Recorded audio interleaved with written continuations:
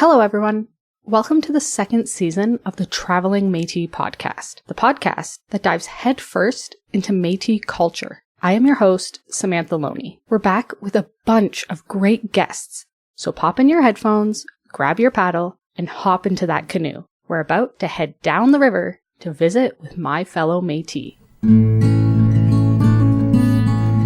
Welcome to the second episode of Season 2. There are many amazing people across the Metis Nation with really inspiring stories about their journey in connecting to culture.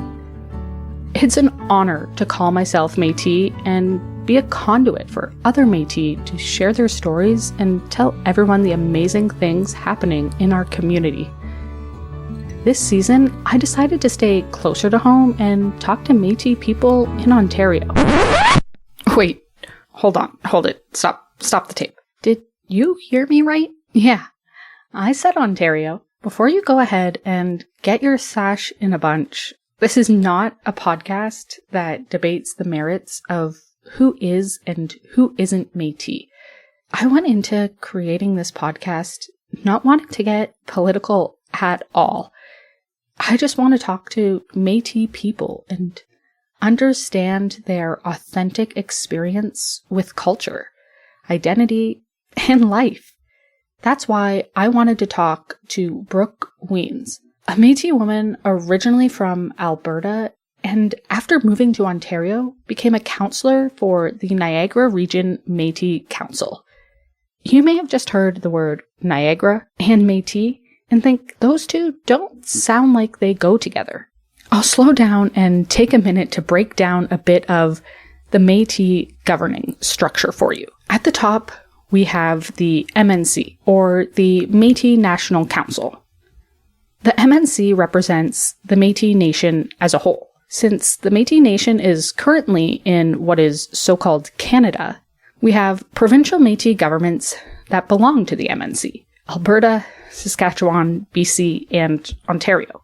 In Ontario, we have 9 Métis regions, where citizens of the Métis Nation of Ontario reside. These regions are home to multiple councils that represent those citizens.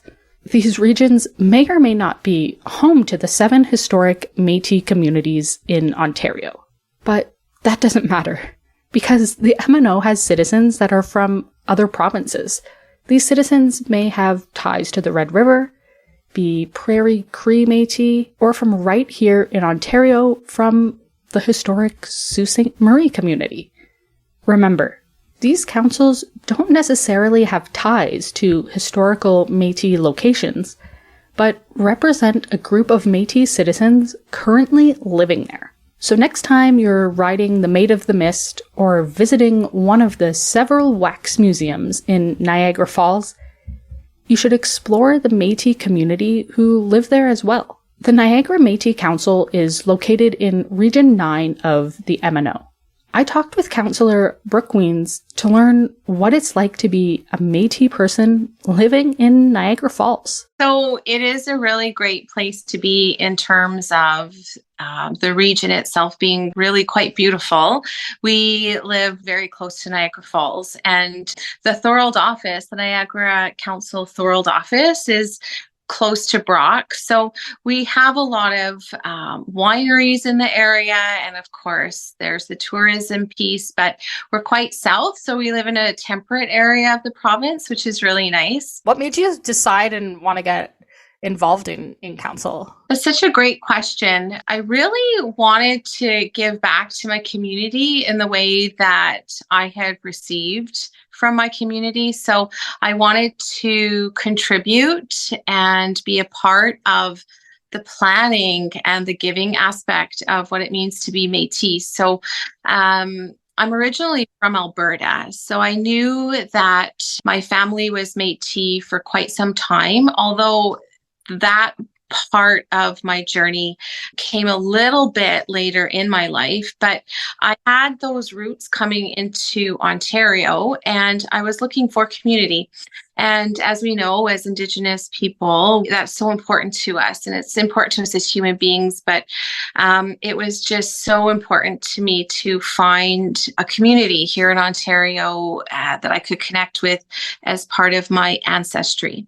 So I was looking to make connections, and then I was really just astonished at how supported I felt and how the Metis Nation of Ontario and Council supported me and my family during COVID. We were in a situation too where I had lost some of my work, and I reached out and we were just supported amazingly. And then we got in touch with community because we were invited to be part of the early learning encampment that was running for the first time that year after COVID. So we were a part of, I think, a very small group of 10 families.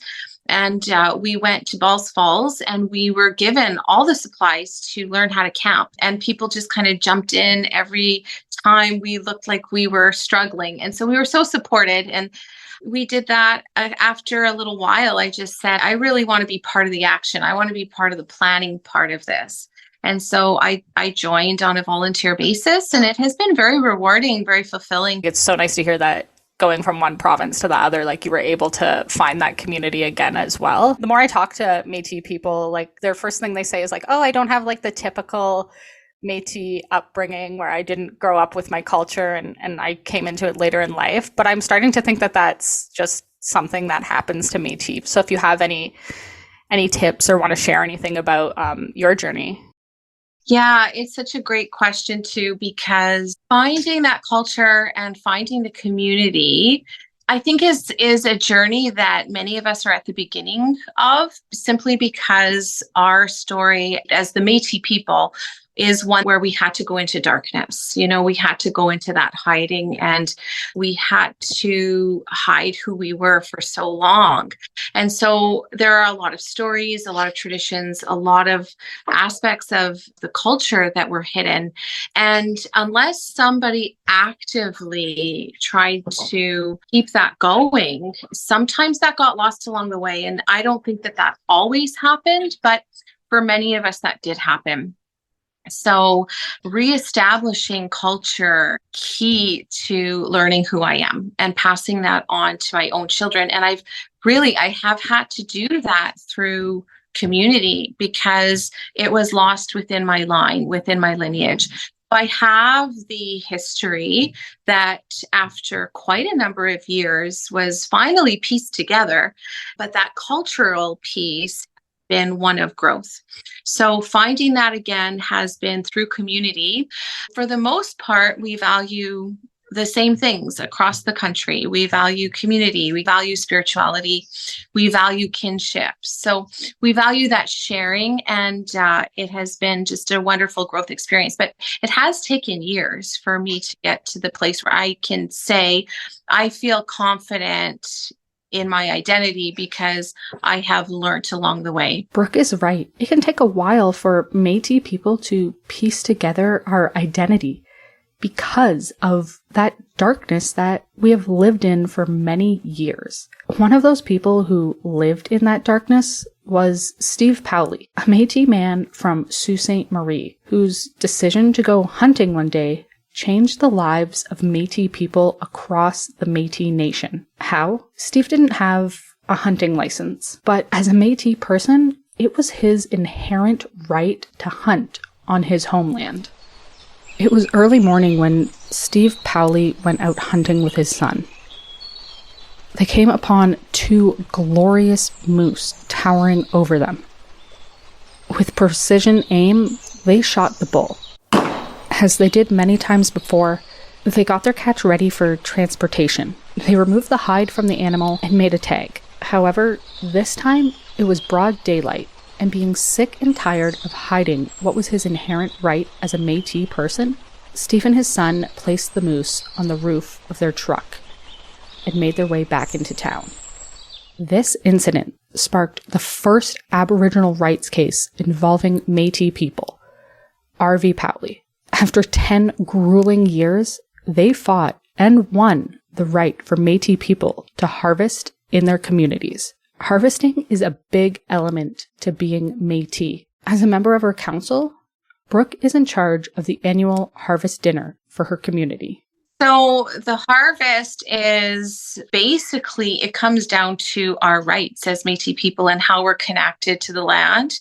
So to be able to harvest and harvest freely is part of who we are. So when we look at the history of how far Métis people have come, from what I can gather in my own journey is that we've had to do some of our harvesting in secret because of the colonial systems that have been placed on us. So harvesting can be different things to different communities, to different Métis communities within the province and across the country, depending on where you're living and where your original Métis family line originates from. So if you were connected to historical lands, you should have the right to harvest in those areas and in those lands. So harvesting might mean that you are actually hunting. It might mean that you have the freedom to feed your family off the land.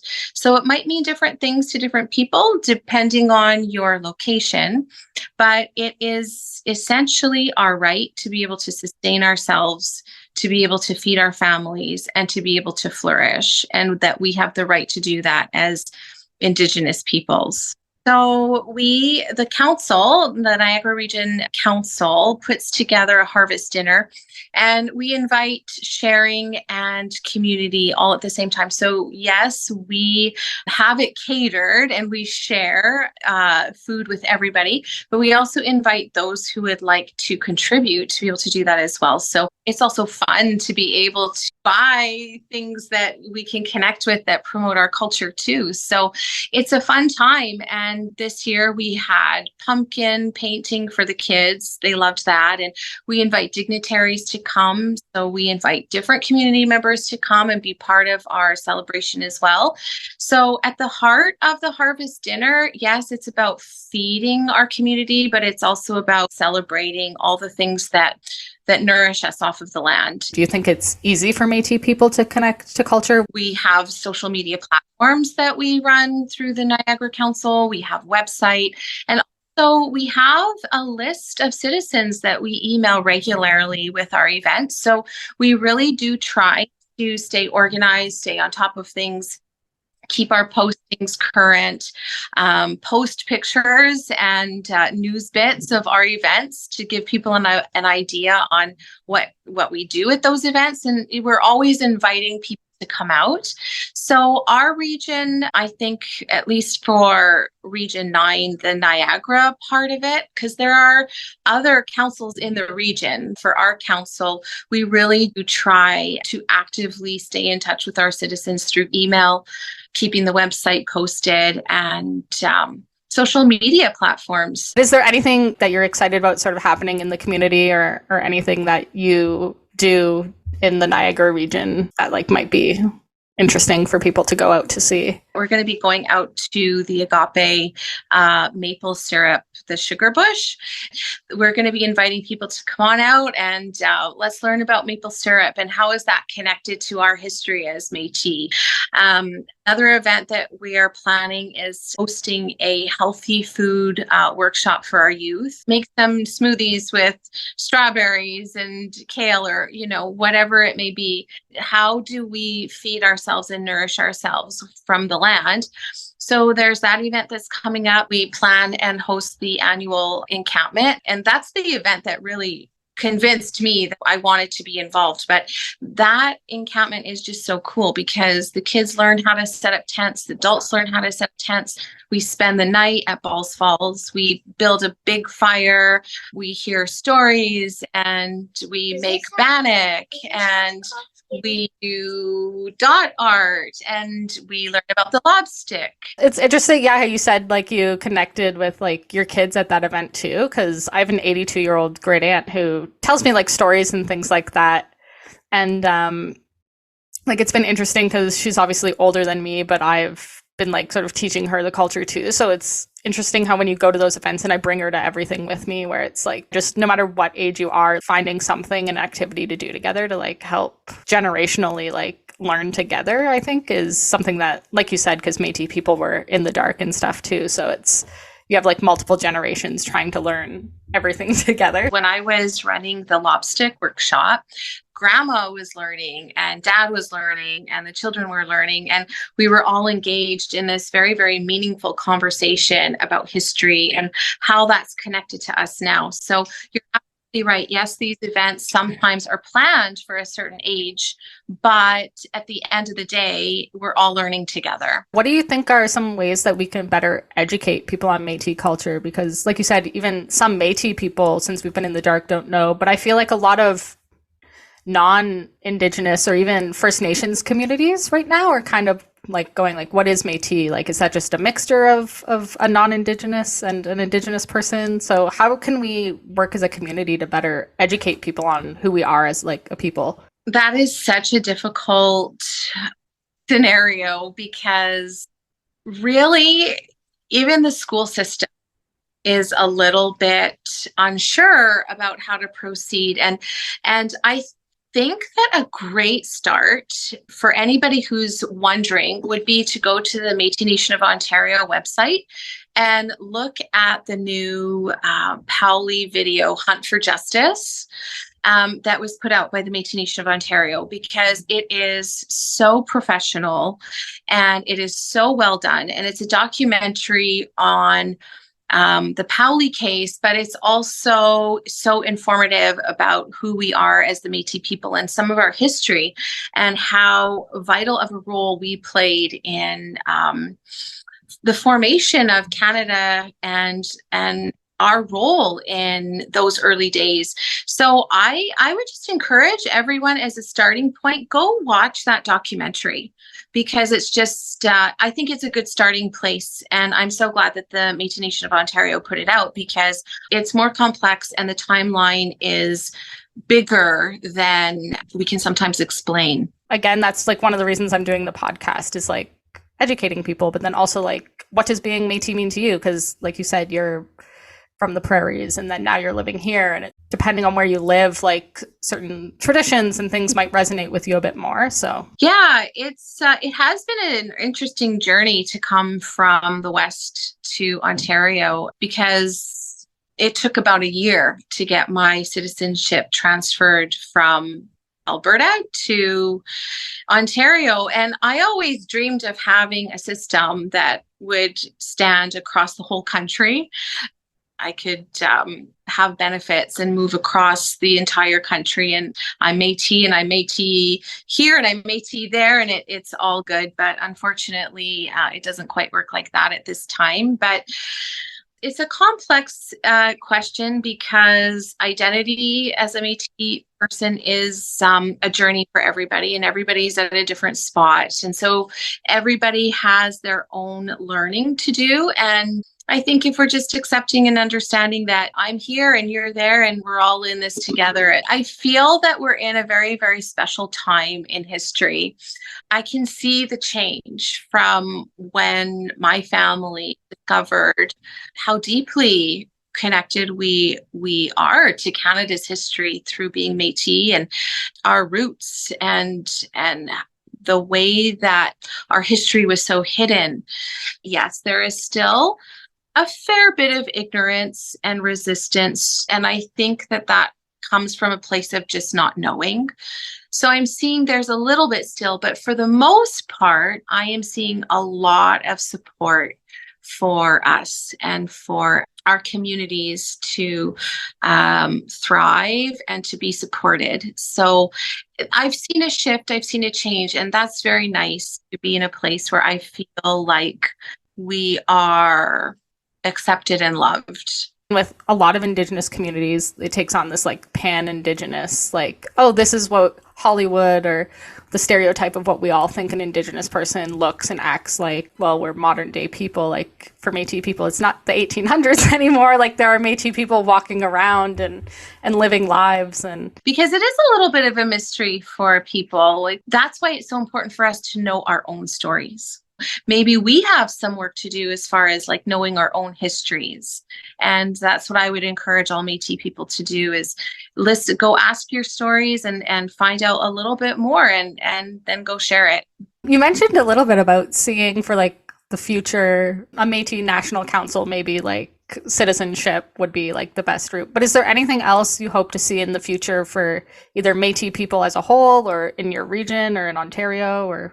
I would like to see our region do things together. So I mentioned that we have 5 councils in our region, and distance is always a factor in seeing people. And I would just love to be able to travel to different councils across the region and even possibly the whole province. I know that we get together at the General Assembly, and that's an annual tradition, but just to go and see how other councils do things, or even just get to know people from other councils would be really, really special. And I think we could learn from each other. I want to thank Brooke for coming on the podcast and sharing her story.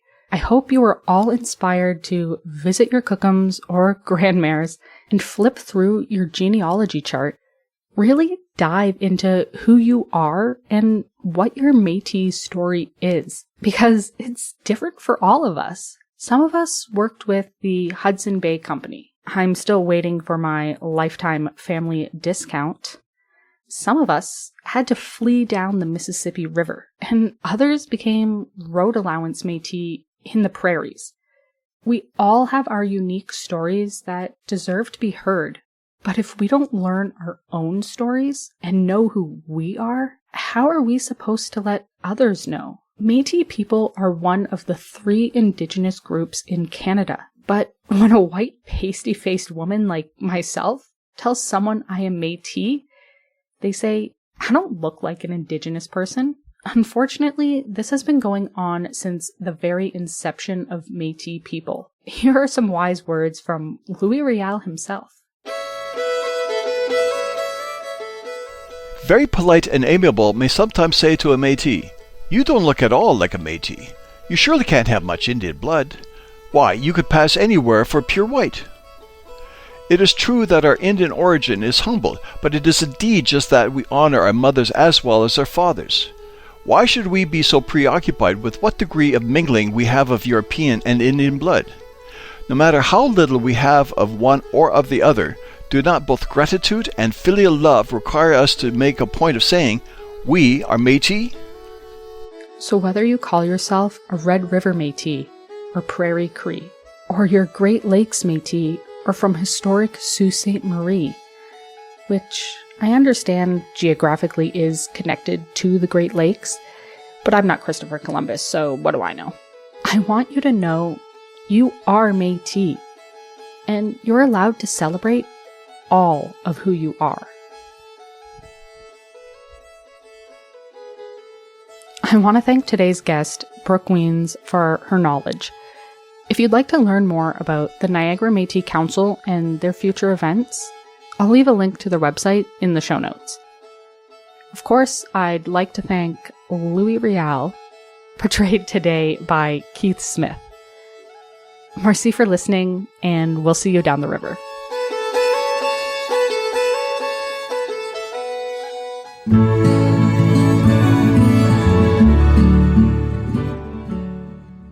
This episode was written and directed by Samantha Loney, with music composed by Etienne Beausoleil, edited by Cassidy Villebron-Baracus, and produced by the Métis and Me program, with support from our sponsors, 880 Cities and the Ontario Changemakers program, along with the Metis Nation of Ontario's culture-based economic development grant. Make sure to like and subscribe for more episodes.